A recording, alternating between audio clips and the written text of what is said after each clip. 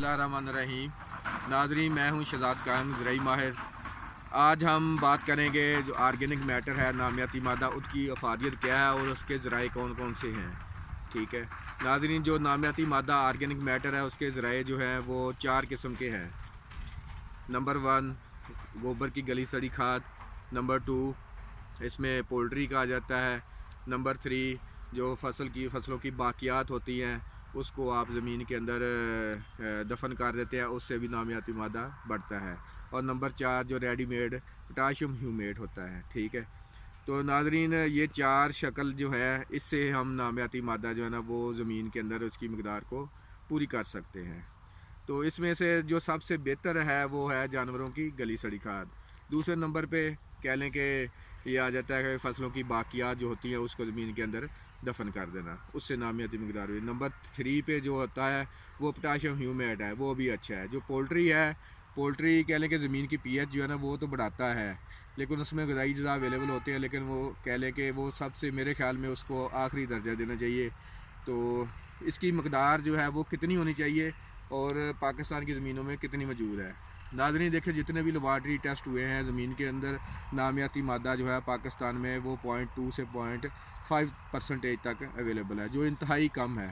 और यही वजह है मेरे ख़्याल में कि जिसकी वजह से फ़ी एकड़ जो है वो पैदावार कम आ रही है। नाज़रीन, इसकी जो मकदार है वो 5% तक होनी चाहिए। तो इसका तरीकाकार ये है कि आप 1 एकड़ में आप 8 से 10 ट्राली जो गोबर की गली सड़ी है, जिसे आप लोग रूड़ी कह देते हैं, तो उसको आप फ़ी एकड़ के हिसाब से डालें। तो बाकी जो दूसरा है, अगर ये अवेलेबल नहीं है तो आप जैंतर या गवारा, कोई ऐसी फसलात हैं जिसमें गवारा है, जैंतर है, ये फसलात हैं, इसको आप बिजाई करें। उसके बाद जैसे भी कोई एक आध फूल निकलना शुरू हो जाए उसको आप रूटावेट करके ज़मीन के अंदर दफने, इससे भी नामियाती मादा जो है ना वो पूरा हो जाता है।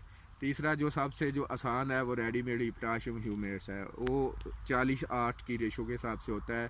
उसको आप 8 से 16 किलोग्राम फ़ी एकड़ हर फसल में इस्तेमाल कर सकते हैं। तो इसका फ़ायदा ये है कि इसमें जो खादों की अफादियत जो है ना वो बढ़ेगी। खादों की अफादियत जितने भी हम ग़िज़ाई अज़्ज़ा ज़मीन में डालते हैं वो डायरेक्ट पौधे की जड़ें उसको ज़मीन से हासिल नहीं कर पाती।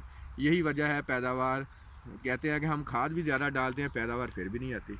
जब तक ज़मीन में नामियाती मादा की मकदार पूरी नहीं होगी, खादों की अफादियत भी कभी नहीं बढ़ सकती। ठीक है, क्योंकि जितने भी ग़िज़ाई अज़्ज़ा हैं वो जाकर ज़मीन में नामियाती मादा में जाकर फ़िक्स होते हैं, वहीं से पौधे की जड़ें उसको हासिल कर सकती हैं।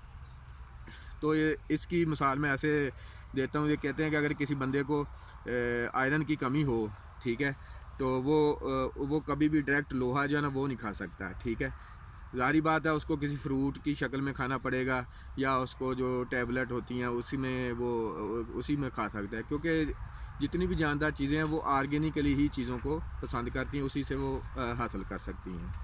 दूसरा इसमें है कि ज़मीन जो नरम और बुरबरा नामियाती मादा करता है और ज़मीन के मसाम जो है ना उससे खुल जाते हैं। तीसरा ये इसमें जो ज़मीन की ज़रख़ेज़ी में इजाफ़ा होता है, बैक्टीरिया जो होते हैं जो ज़मीन की ज़रख़ेज़ी को इजाफ़ा करते हैं उसकी तादाद में इजाफ़ा होता है।